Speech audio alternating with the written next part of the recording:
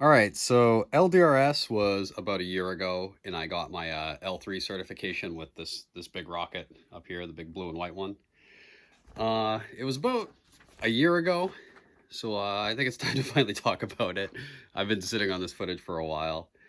So was it rainy? Yeah. Was it muddy? Yeah. Did people make some questionable vehicle decisions? Absolutely. Would I do it again? 100%.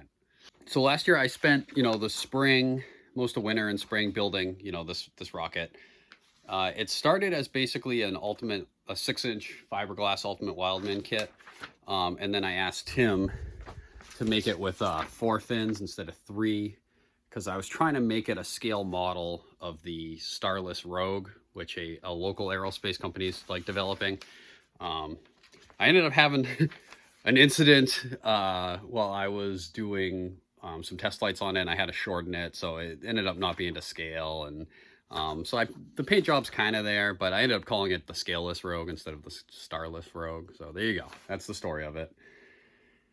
So yeah, about a week before LDRS, I got around to painting it. I wanted to make it look like, that Starless Rogue. So I picked blue and white. I started with trying to roll on automotive primer, and that left a real rough finish. So I, sanded that down, got the help of my rocket intern to do the rest of the priming. So I think we just did 1 or 2 coats of like rattle can primer and a hasty white and blue scheme. Basically, I finished this the morning I left for LDRS, like peeling the tape off of it. And you can see some spots where like the tape actually ripped the paint off because it was like hours old, but whatever. It looked good enough from, 100 feet away. So that's all that mattered. So then we loaded the truck up. I drove down to Southern Maine, picked my buddy Rich up, and then we drove the like 8 hours out to Potter, New York, or Pan Yen, or the Erg Field, whatever you want to call it. And we made it to LDRS. So we got there that night. We got camp set up. After a good night's sleep, we hit the range early. We got our tent set up. We set up our canopy. We hung out. And then we had a full day of rain. Like, couldn't launch rockets. So it was a lot of hanging out, some smaller flights. What do you think, Rich?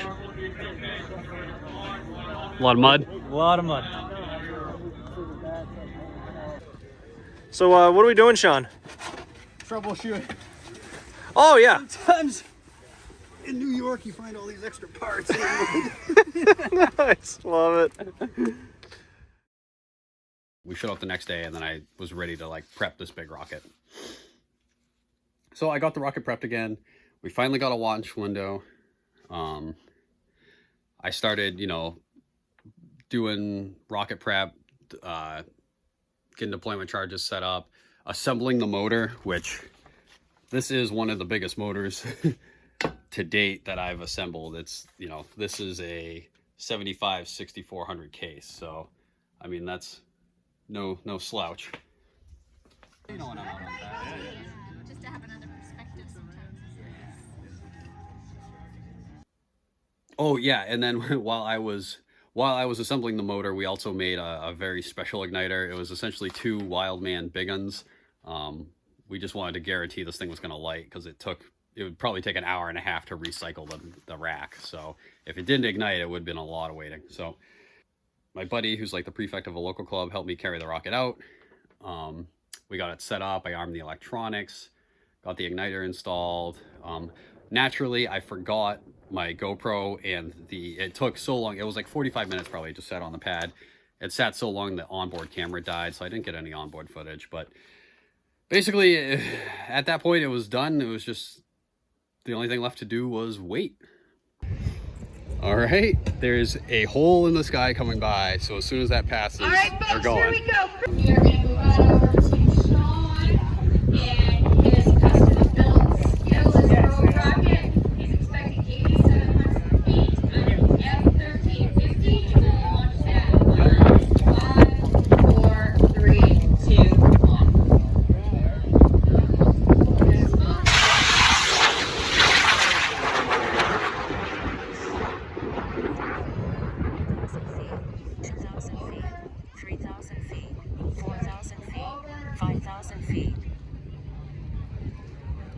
Got 5. 6,000 feet. 6,000. Still arcing over. Apogee at 6,997 feet. Descent at 78. 6,900. 67 feet per second. Drugs out. Feet per second. 76 feet per second. Yes. And you are beyond the trees. You are well beyond the trees. 22 feet a second. You're beyond.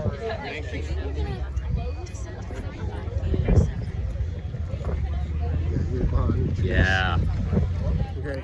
It was pretty windy, so the rail was set at like max angle. That's what they wanted us to do. So I think I was shooting for like 8,700 feet. I ended up only going 7,000, but still, you know. The good news is everything, all the shoots came out nominally. Recovery was absolutely perfect. So at the end of the day, I ended up getting my L3 cert. So that was the goal, and we accomplished it. So another truck recovery. We're in the air conditioning. It's beautiful out, finally. I'm about 5,800 feet away from the rocket, but I got to drive away, go around the farm, come back in. So we'll check back in a couple minutes, and hopefully we got a big old rocket in the bed of the truck.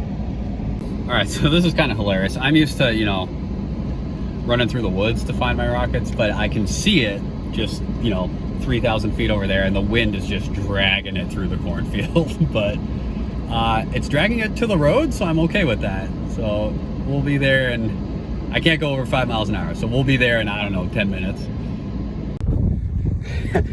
You can probably hear the wind. I'm trying to walk carefully through the crops here so we don't step on anything. But if you've never recovered a rocket on a big chute, they tend to travel in the wind. So wait till I show you how this thing's jumping around. Woo-wee! It's a nice looking chute though. Thing is just plowing the field, unfortunately. Let's go collapse this chute. All right, Howie, you want to make sure the both charges fired, so I think you can see. I hope you can see. That's 2 empty charge wells in there. There we go. And here's 2 big empty charge wells back here. So yeah, she dug a little path, but we're all here. Go show you the fins. All there, baby. So after a fun weekend and a long ride home, we were back in the basement with a bunch of gear to clean. One neat thing I found was the liner actually split full length. And I don't know if that's because I didn't bond the grains or like I didn't really use any grease on the outside of the liner. So when it pressurized, it must have expanded a little. Luckily, there was absolutely no damage to the case. So it was just kind of an oddity. Or maybe that's normal for 6,400 loads. I don't know. But thought that was neat. So again, you know, I'd like to thank the Upstate Research Rocketry Group for hosting LDRS. Howie and all the guys at CRMRC, just, you know, for being my L3CC and for all their help, you know, setting up and getting a good spot on the flight line. All my Triple E Maine Cherryfield friends, thanks for helping set up and just hanging out and having a good time. Yeah. So thanks for watching.